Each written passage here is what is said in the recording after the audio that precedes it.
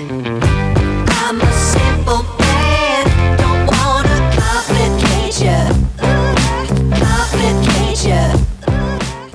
Hi, I'm Dwayne Sherrill, and this is My Wife as a Board Gamer, a show about my love for my wife, my love for board games, and what I'm doing to bring the two together. A couple of days ago, we ended up losing power due to a storm.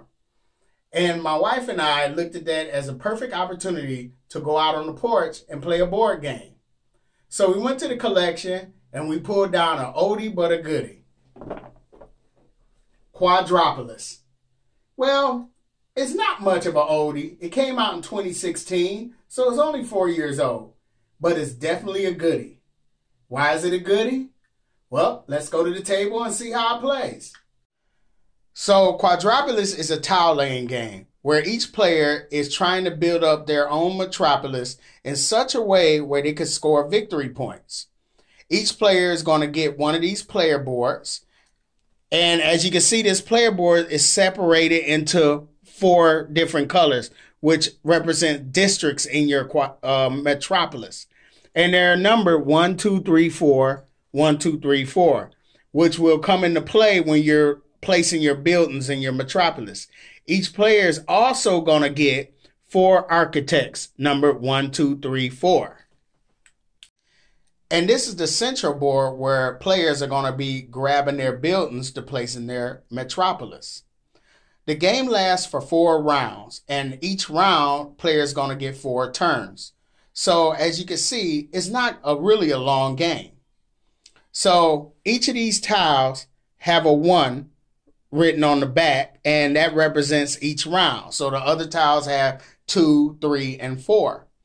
At the beginning of the game, you're going to put these tiles into a bag and shake them up and then draw them randomly and place them on the board face down. Then, depending on the player count, so we're setting up for a 2-player game, we're going to flip over the tile. So this one has 3 and 4. So we wouldn't flip that one over. And so we would just start flipping over tiles.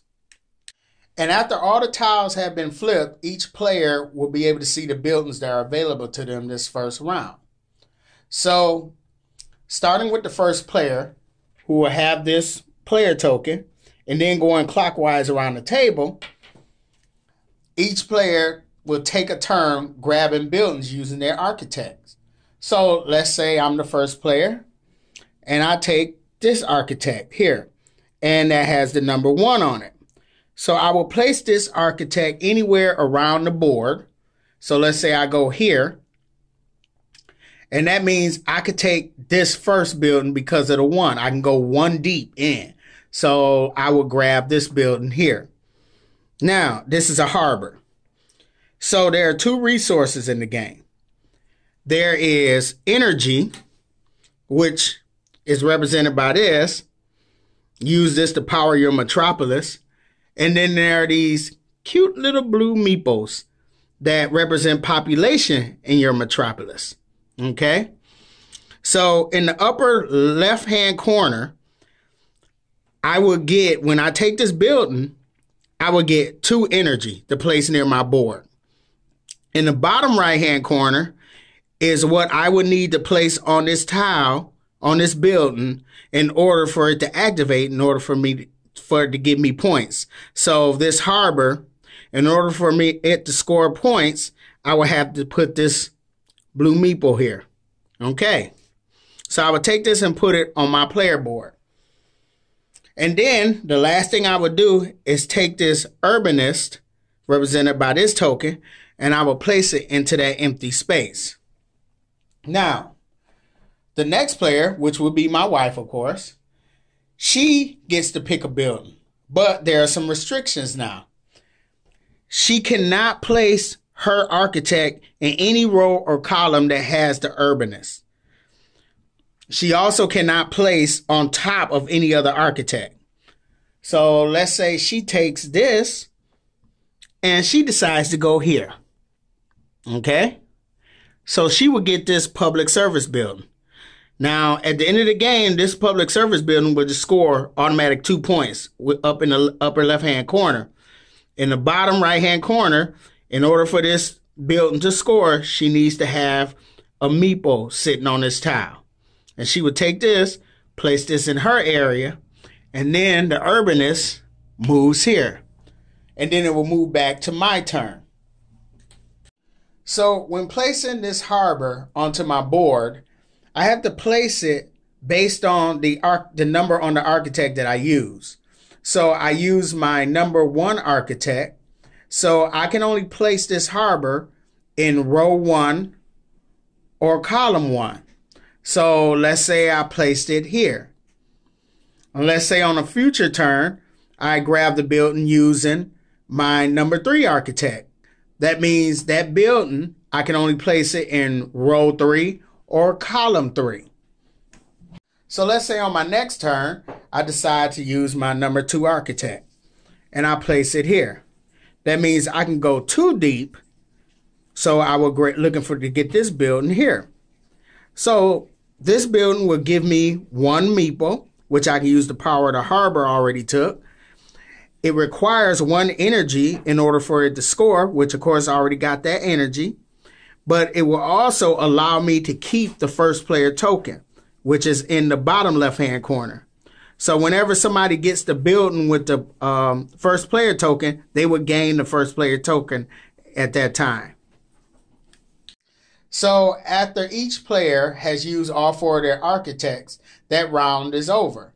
We sweep all the level 1 tiles off the board, and then we replace them with the level 2 tiles, as you can see. And then we do that whole process of flipping them over based on player count, and the next round begins. So at the end of round 4, the game is over, and each player will tally up their points. Now the game comes with this nice score pad that we can use. It also comes with a player aid to tell us how each of the buildings are scored. So we would score all our buildings and we would tally up the points, and then we would lose points for every excess energy, which represents pollution, or excess meeple, which represents overpopulation.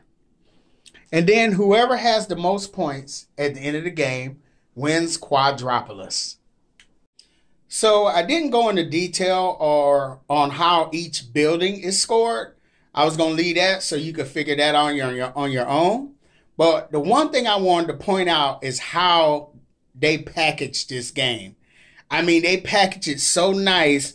You got your level, your 1s, your 2s, your 3s, your 4s, and all you got to do is pull them out and put them in the bag. And this packaging, the way they did this, made setup so easy. It's easy to set up, you play, and then it's easy to put away. And I just had to point that out because that is a really good job. I really like playing this game with you. It was fun. You know, I really like this game. I love the premise, building a city. I like the components. They are so cute. The energy and the red energy pieces and the meeples, those are so cute. Plus, the game is just visually appealing. I love the colorfulness of it. So I like that.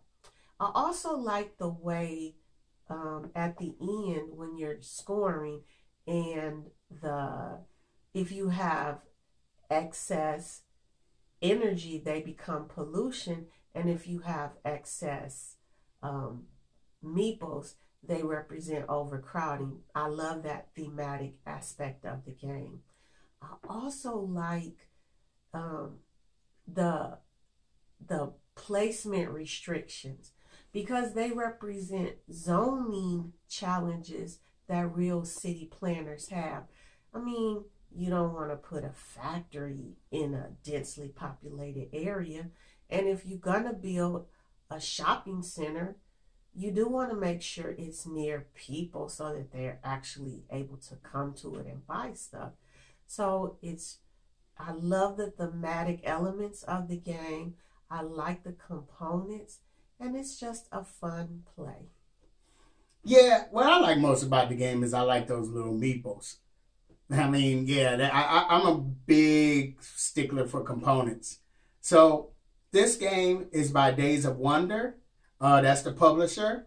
It's for ages 8 and up. 2 to 4 players, lasts about 30 or 60 minutes. You can find this game at Miniature Market for about $40. And I think your family will love this game. So I'm Dwayne. I'm Alicia. And this has been My Wife as a Board Gamer. If you like the content of this video, feel free to subscribe or press the like button. Follow me on Instagram and Facebook. And we will see you next time.